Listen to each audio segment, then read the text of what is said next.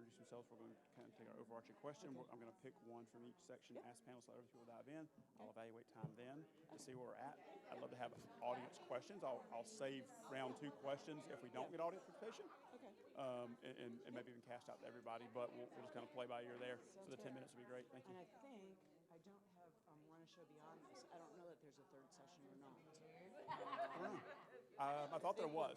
Okay, there might be a third one. Maybe not in here, but there is one somewhere. But Yes, I think we're. moving hard and fast. But if someone comes back to me and saying, then you'll see me hold up the Because binder. what is our time frame? It's 4:40, right? Yeah, Technically. 40 minutes. All right. Yep. 4:30. Let me just I think have the I run snapped the show picture out there somewhere. because it had time I frames did on it. too, right? I was like, I took a Time, picture. 4:40. Okay. Oh wait, now nope, I grabbed the wrong one. Hold on, I've got it. Yep. 3:50 to 4:30. Okay, they give me the Yeah, so wrong, we I have need the to wrong thing. exit by 4:30. So we need to actually start taking questions by 4:20. Okay, perfect. Yeah, Wes, I took that quick picture because I'm like, I'm going to forget. All right. So is your mic hot? Perfect. Yeah. Thank you. And Piping hot. And just so you know, as you reminded earlier, they're recording, audio only. So keep the mic up. All right. Thank you all for joining. We'll leave the door open for just another minute, and then I'll grab somebody to close that. So hope you've had a great conference. If you've been here all day, hopefully it's gone really well. I know some folks were just arriving as I arrived last session, and I think they're already setting up food and beverage and things for the afternoon. Want to take just a quick moment and welcome you to the session. I'll make a quick introduction. I'll introduce the panelists, or I shall allow the panelists to introduce themselves that are here. We want to have an interactive session when possible. So the goal that we're going to have is we're going to have some back and forth collaborative conversation amongst the panelists. And then towards the end, if you've got some burning questions, I'll be looking for audience. I want to give you at least 10 minutes or so for questions. But if you've got something really burning, even in between, just wave your hand. We'll make sure you get called on. So hi, I'm Stephen Ferguson. I serve as the Chief Information Officer for the Technical College System of Georgia. We're a system of 22 colleges with 88 campuses across the state of Georgia. We're your workforce development partner here in the state.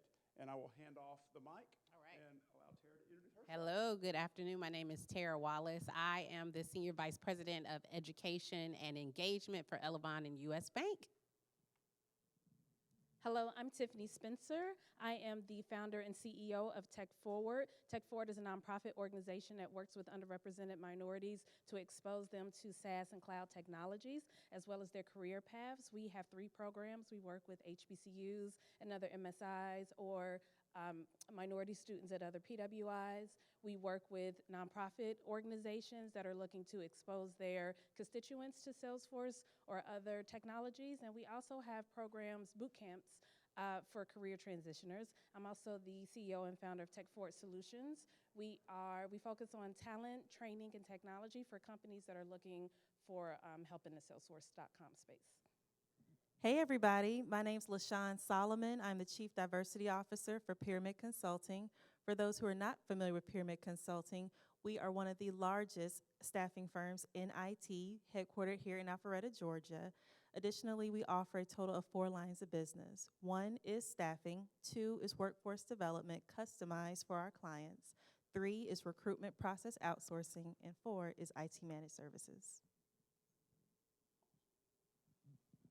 One we'll pass around here. So for this session, we're focused on training and technology trends and needs that are affecting the workforce. However, this is Converge, and where possible, we're looking to add in the diversity, equity, and inclusion component. I think all of our needs and all of our tech needs certainly benefit when we consider including all demographics and all types of folks.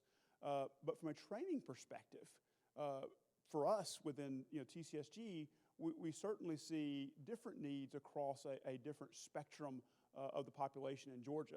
And I'm not talking about just racial diversity, it's economic diversity, it's geographic diversity. There's just difference in needs anywhere you go, and just being able to identify those, but also being adaptive to those is very important. So opening question here, and we'll go panelist to panelist. I'll start on the end. The world has changed. We all know this. In this post-pandemic world, I think it's safe to say post-pandemic at this point. Maybe not for everybody, but it feels like it's starting to be time we can start saying post-pandemic. Is your workforce prepared to meet new challenges and opportunities as we exit isolation and look forward to the future of work? So to start, again, with Pyramid being a staffing firm, it is our job to anticipate the needs and to create a workforce that is going to be relevant to what customers need and want. So with that said, when we talk about traveling or tracking this whole digital transformation, that is exactly what we're doing with our IT managed services firm. And additionally, that's also what we're doing with our workforce development division called GenSpark. For companies that are looking for tech talent, but they can't find them, guess what? We are cultivating that talent. We are working with corporations that need a specific tech skill or a cohort that is skilled in a specific area of tech. We are training that cohort. We are paying them while we train them so they can focus on learning that technology, and then we place them on contract to hire with that corporation. Tiffany. So what we do at Tech Forward is more prepare the workforce. And we are looking at the trends. We're looking at what technologies, what companies that students are familiar with. So I work a lot with HBCU students, for example. Those students, don't necessarily know the enterprise applications that we use in companies. And so what we do is go into those schools, right, meeting students and individuals where they are to help them understand that what applications are needed and what makes them competitive for organizations. And so one of the things that companies need to think about when they're looking for this talent is, one, do you have a relationship with the schools, with the community colleges in your areas? And are you letting them know what types of skills, what types of applications that you're looking for so that the workforce can be created? And it's great, someone was talking about it earlier, if you're a local corporation, you should have local relationships. And then you don't have to look outside of the area to find talent. You can build those relationships early, and that talent is looking for you. Thanks, Tiffany. Yeah, so I definitely think we're prepared to meet the challenges. We did a ton of work in 2021 around this area. So in my company, I run all of the training largely for our sales organization. So about 1,100 revenue drivers who are bringing in the dollars and pushing the business forward, right? And so we really took a lot of time to think about what investment and upskilling looks like to prepare our workforce for the post-pandemic era. Because the reality of it is it looks completely different. Consumer buyer behavior looks completely different. How much people want to interact looks completely different. What they need from you looks completely different. And so up until that point, we were really kind of stuck in rotation. Everybody was just doing what they normally did. And so it really forced us outside of the box. And what I appreciate is that we got real leadership commitment. And so I would encourage companies and organizations to start there, because there has to be some leadership commitment to education and its impact on the business objectives. And once we were able to show that we could bring real impact to revenue, to driving numbers, and not only that, but to development of our employees and the upskilling, I think that's when we really took off. So we've been able to meet the challenges through a number of different programs that we've created. A sales program we created called Altitude. It's an award-winning, Brandon Hall Award-winning program that we actually won this year. We've been able to do it through DE&I development, talent programs that are happening from that space. So we're touching all of these different, we're doing the sales, we're doing the soft skills, but we're also doing the inclusion training. And then we're also, on top of that, doing the talent development training. So there has to be various lanes to develop our employees and prepare them for the workforce of the future. But I think we got ourselves to a place where we realize it starts with leadership commitment, and it starts with a monetary investment. You don't train and develop people for free. That's not how that works. So you do have to have some investment in order to really see that engine go. Excellent, thank you. Tiffany, I'm going to come back to you for a second. We've talked about the changes in consumer demand, and certainly there's massive changes in employee demand and what employees look for in employers in this post-pandemic or in the future as we completely emerge from the pandemic.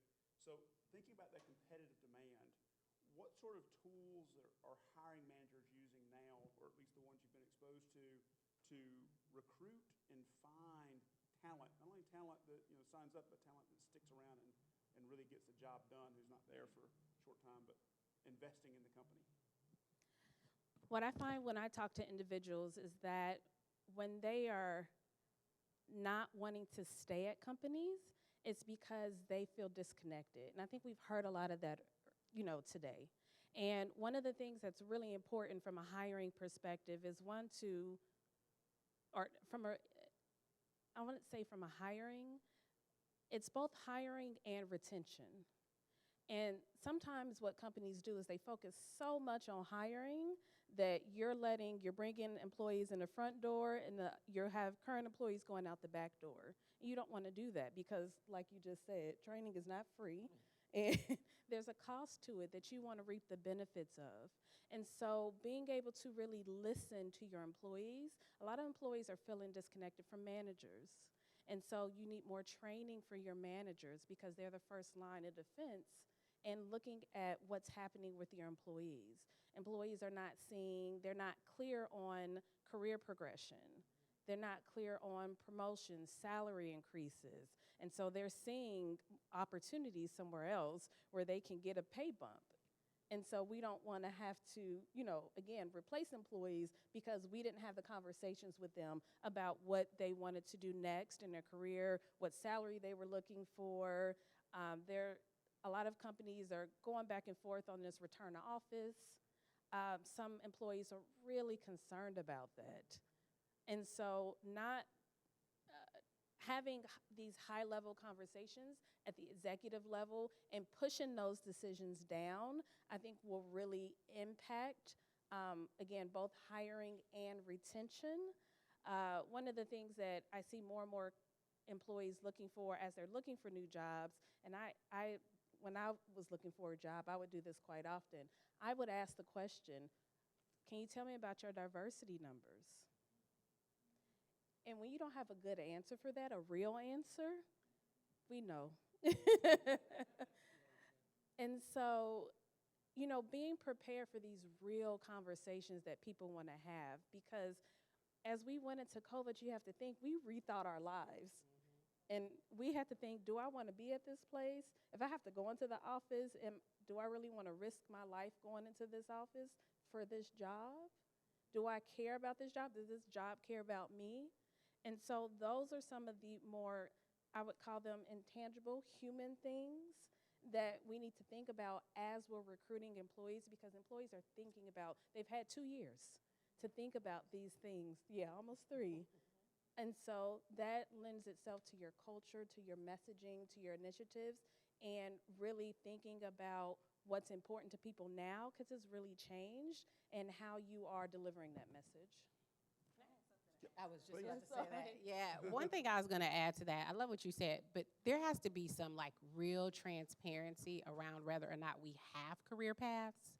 So, I think that's the piece that's missing, right? We are having so many conversations about employees want real career paths and employees want develop. We've got to just stop and take a look at our organizations and be really transparent if that even exists. Because if it doesn't exist, then we're just selling a bill of goods, right? We're having these high-level conversations with you. We're asking you about your aspirations, where you want to go, where you want to be, and we can't deliver. We can't deliver. So we have to get ourselves in a position where first we understand if there is a viable career path, if we have a real model for how we develop talent in our organization, and then if we don't, what are we going to do about it? And we have to be okay admitting that to our employees, because that level of vulnerability and transparency, it resonates. It matters. And so I think I've heard I've been on so many conferences and panels where we're all talking about career paths, and I'm like, do we have them? Because that's the first step. If we don't have the real paths and the real models and we haven't really done that work, then that's step number one, is identifying that and then figuring out what's the strategy to actually start to bring career pathing into our organization so that when we do have these conversations with new hires, it's not hollow and meaningless. So for the most part, 60% of us roughly are in full-time roles. The remaining 40% are contingent workers. And because of the nature of their work, they never have a chance to belong. And so it's even more paramount when we talk about career mapping, career pathing, training and development, that focus also extends to the contingent workforce.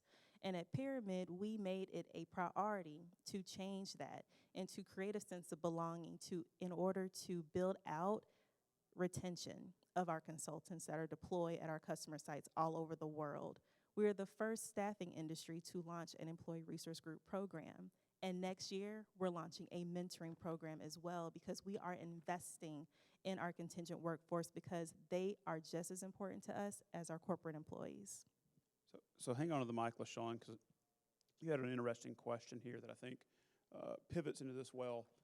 Employees have options today largely due to this demand for talent. But not everybody gets to take advantage of that demand. There are individuals in careers and just like you said, stuck in jobs with no progression. There is no pathway to improvement. There's also folks that are unemployed out there that don't have a lot of options. We in technical colleges obviously work to create options for them, but companies like Pyramid, you've got plans in place to help those unemployed or maybe underemployed workers pivot into lucrative careers in tech. Could you tell us about some of your work there and how that's impacting, the current workforce? Absolutely. So I mentioned earlier that, Pyramid Consulting has a total of 4 divisions, one of them being workforce development, known as GenSpark. And GenSpark was created in 2018 with the intent of creating equitable pathways to tech. And so essentially what we're doing, we are very different from a boot camp. Why? Because our candidates who go through that program, they don't pay us. We pay them while we train them. We train on over 100 technologies. We pay the candidates while they go through this training, and then we help them find a job. We are talking about taking someone who's been working in retail or in fast food, making minimum wage, and now we are bringing them to a salary that's over $80K. This is life-changing. To this day, we still get candidates that send us pictures of them buying their first car, getting their first house, because now they have a chance to pivot into a lucrative career in technology. Now, all of that exists because of the corporations that also choose to partner with us and invest in us and work with us in bringing on our GenSpark graduates and candidates. Awesome. Absolutely. Please.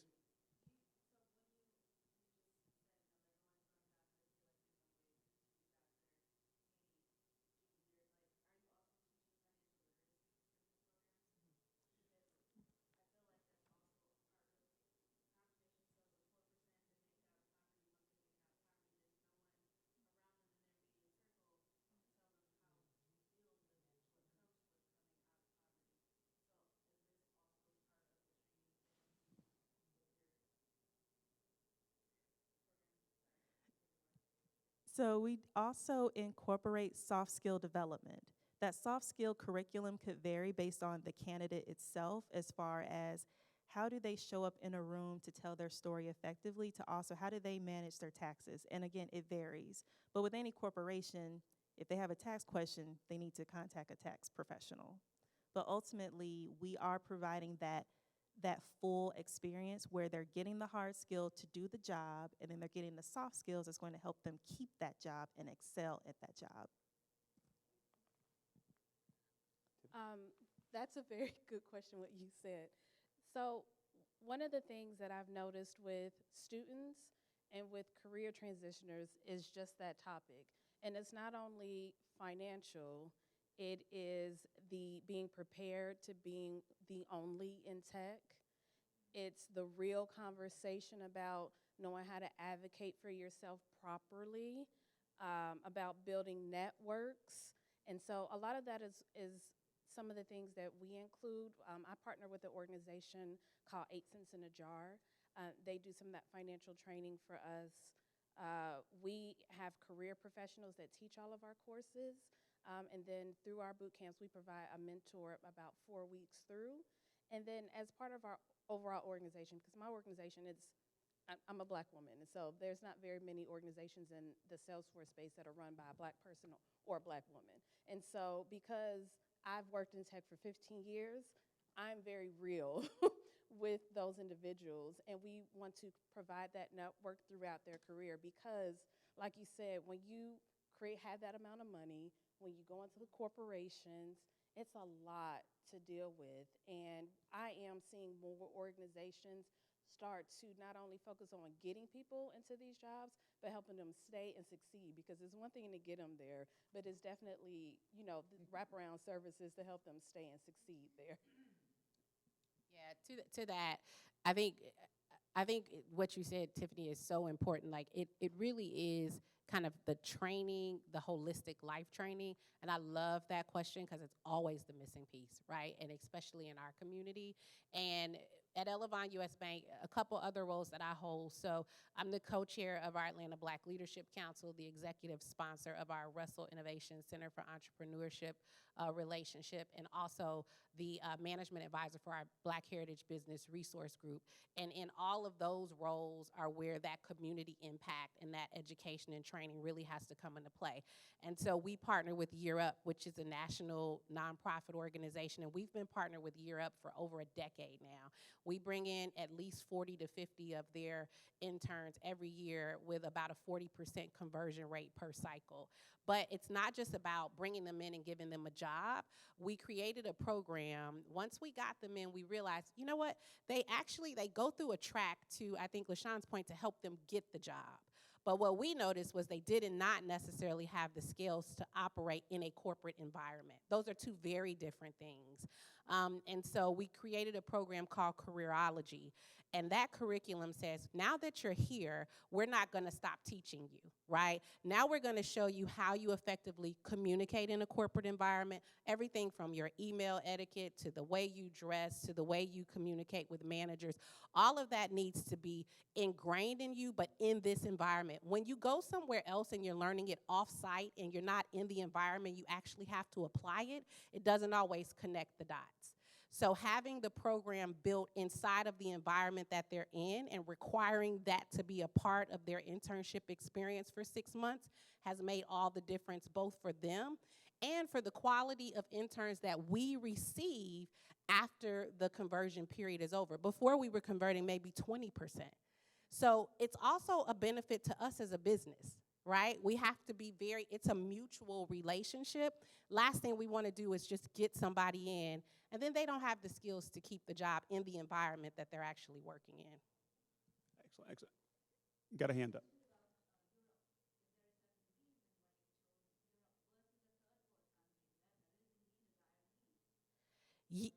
Year Up is the name of the nonprofit organization. It's called Year Up, Y-E-A-R.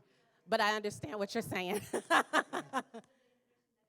No, Year Up Atlanta. Yeah, and Year Up is a wonderful organization. We work with it with Georgia CO and several others. For tech talent, those individuals here in the metro area, they go to Atlanta Metro College, but they also go to Atlanta Technical College. And they're not only in their education cycle trained on skills, they are getting those soft skills. They're getting life skills. And I think that's really where you get this financial management and other things. We get a lot of individuals. The average age of a student in the technical college system is 26. So we're not getting the 18-year-olds coming straight out of high school. We do get some of those. We get a lot of them. We get a lot of dual enrollment students still in high school. But a lot of who come to us, they don't have mamas and daddies and caretakers or guides that are even capable of instilling some of these life skills in them. And so it is the education system that starts that conversation. That's why training programs like Year Up, like what they're doing at Pyramid, are so important because, most employers are not going to invest in teaching you how to be a good employee there. They expect you to come with that. And so it's really critical, especially if you are someone who is hiring entry-level talent, you are molding them. Some percentage of them, you can probably tell me more, more articulative, what percentage is going to stay. But all of those employees should be better off for having been with you, whether they stay with you or not.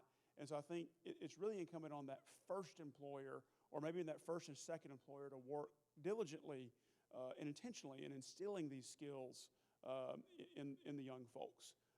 There's apprenticeship programs that are out there right now that kind of combine a little bit of this time with education and on-the-job training. Those are wonderful opportunities. If you haven't looked into registered apprenticeships or apprenticeships as an option, for your company, certainly do that, because that lets you have a partner in that education. Maybe your company's not equipped, or maybe you don't have the size and the scope that an Elavon has, where you have these other individuals that can go engage your new hires. But if you have a partner, an education partner in something like an apprenticeship, they can be instilling those skills. You can work with that partner to talk about the hard skills you need them to know, but also those soft skills and life skills that you want to work with. And a lot of that is a part of an apprenticeship program.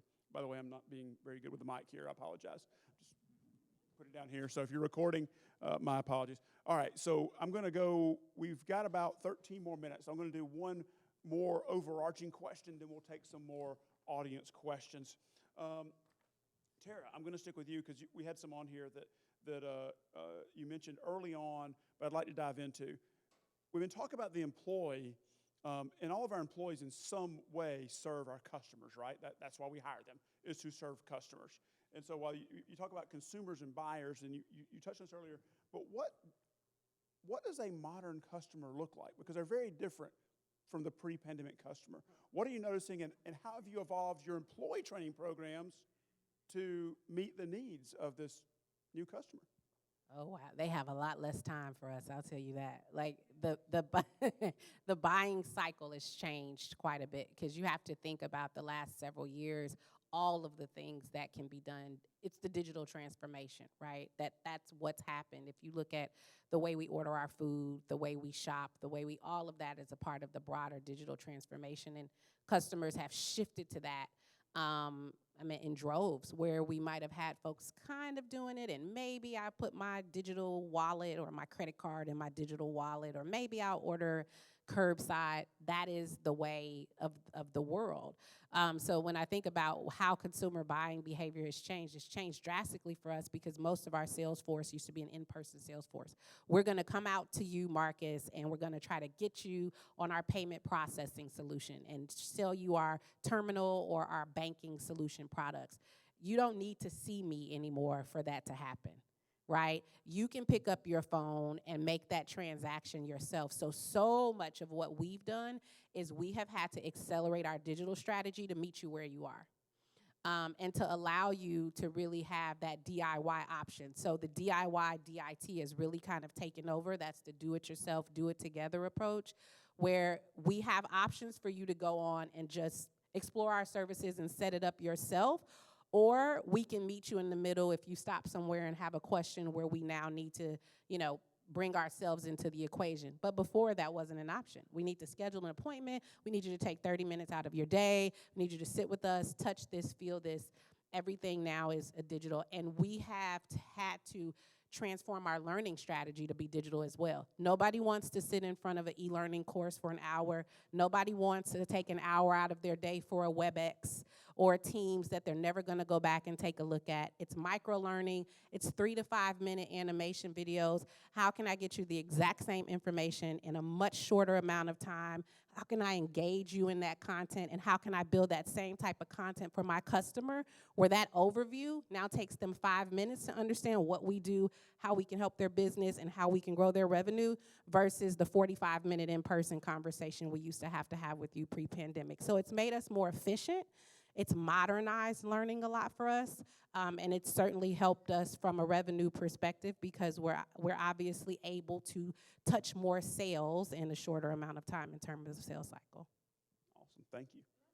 Yep, I wanted to go down the line. Yeah, so I'm on the other end of this digital transformation. So in my consulting business, I work with nonprofits, K through 12 schools that want to look at Salesforce.com solutions and small businesses, right? And so they are wanting to, of course, at the beginning of COVID, and everyone was wanting to send out emails or, work on different ways to fundraise. And so these organizations have put together a small, medium-sized budget, and they're wanting a lot out of this budget.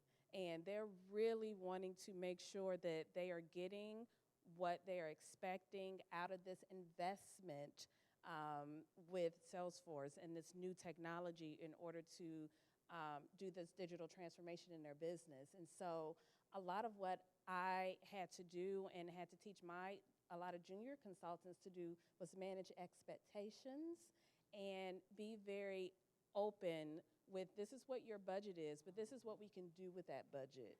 And let's start here and get good at this so you're actually using the technology. And then let's put together a roadmap for you long term. What I saw a lot of companies doing is they were wanting everything all at once, when most of their employees and their workforce wasn't ready for that, because that's a lot of training, like you're saying. When you go from whatever manual process or whatever other system to this new system, that's a lot more training than companies realize. And so when I'm bringing in my junior consultants and people from my workforce programs, and even my senior consultants, it's a lot more about the communication and the relationship building and the transparency in what we're doing, what's been done, than it is the clicks and building out the thing. And so a lot of that communication about how to do digital transformation is a lot of what I had to do. It's a lot. Yeah, I would just add with the pandemic, it's more so amplified the needs for companies and also for individuals to evaluate overall speed to market, or for a customer, instant gratification. How can I get what I need from this brand right now with minimal effort?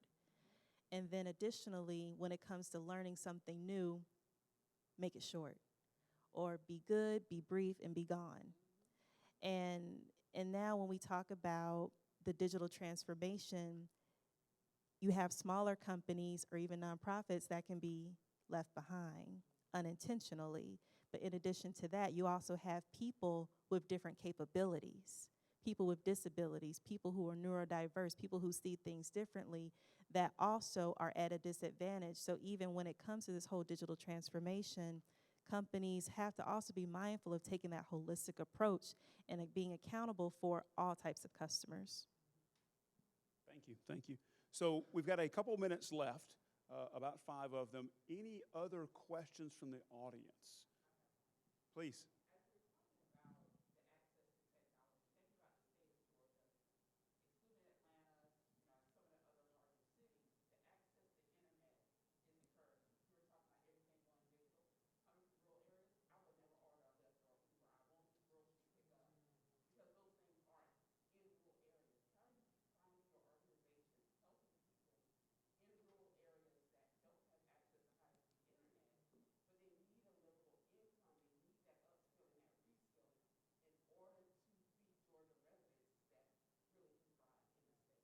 I want to start on that one really briefly, because one of the things about the metro area, and I think is somewhat of a misconception, Atlanta Technical College, our president there, Dr. Seals, when the pandemic started, we did a robust analysis in collaboration with DCA and Georgia DE and everybody, and looked at mapping out all of our students across the state, K-12, there's a wonderful broadband map out there, K-12 and higher ed across the board. And I built dashboards for all our colleges, and Dr. Seals, I sent her this awesome dashboard. It's like, hey, 96% of your students have, federally, meet the federal definition for broadband.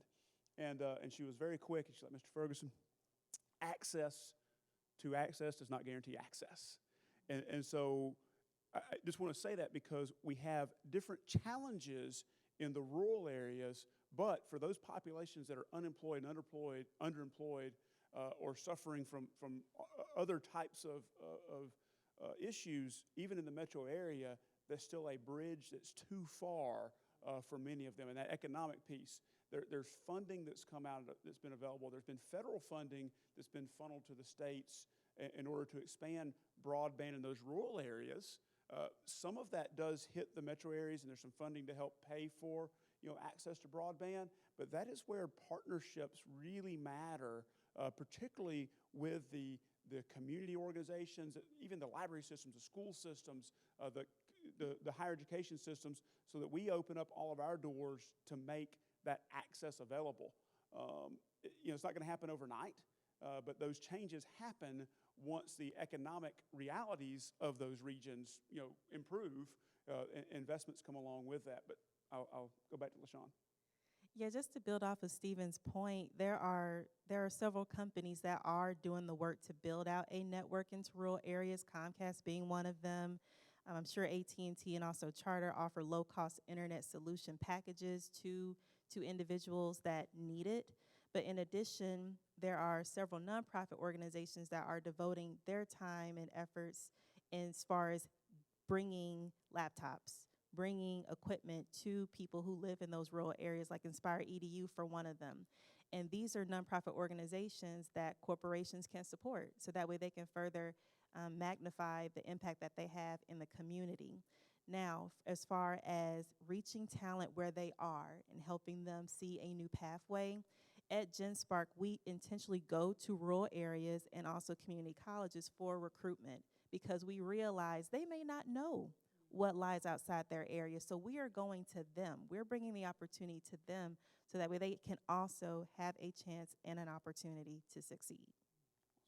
2 minutes. I want to give each of you a minute each. Yeah, so we partner with organizations that are in those areas, and most of those organizations, if they know the individuals in their communities don't have access to either computers or internet, most of those organizations are building like a computer lab. And so we've worked with several organizations that have opened up a tech center, and then we do the Salesforce or technology training there. And then if we happen to have individuals that don't have access to a computer or internet, we utilize an organization called PCs for People, and we get the tech from there to provide to individuals. And so we fundraise for those costs. Yeah, I guess on an ended note around the topic, I would just say, I've been encouraged actually with the trajectory that organizations have started to take as it relates to their employees, their people strategy, their development, their career mapping, their training. It's increasingly important, and when you're able to really tie, like we were, business objectives to that training, we had an 1,100% ROI and an incremental revenue boost of about $6 million from one training program. So when you're really able to get intentional and tie that to the strategy or the organization, I mean, the business case makes itself. And so everybody won't have those astronomical numbers, but what it does show is that when we can bring training and education and technology to the table as a part of the business's larger strategy, we all win, right? The employees win, the company wins, we all win. And to the point of the work that's being done in rural areas, I would just encourage you to visit our U.S. Bank website and learn more about our Access Commitment Initiative. We've committed about $100 million to organizations, many nonprofits who are doing a lot of that work that you're actually talking about, to bring some of those resources to those areas. Awesome. Thank you so much. Thank you all for being here. You had choices, and thank you for spending your time with us. If you could give us a hand for our panelists.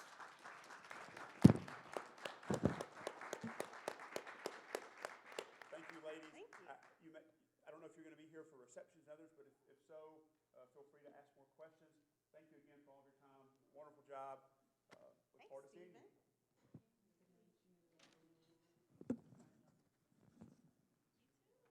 Pleasure to meet y'all. Oh, yes. Group photo. Can I get you to do a photo? Absolutely. I'll just ask you if you can help me get plugged in. Yes, I'd love to. I'll give them as soon as you. I give Bob your phone. We'll grab Terra too. Yeah, gotcha. We're gonna borrow you for a photo. Okay. Oh, they did. It's Oh, back to networking. for networking break. It's okay.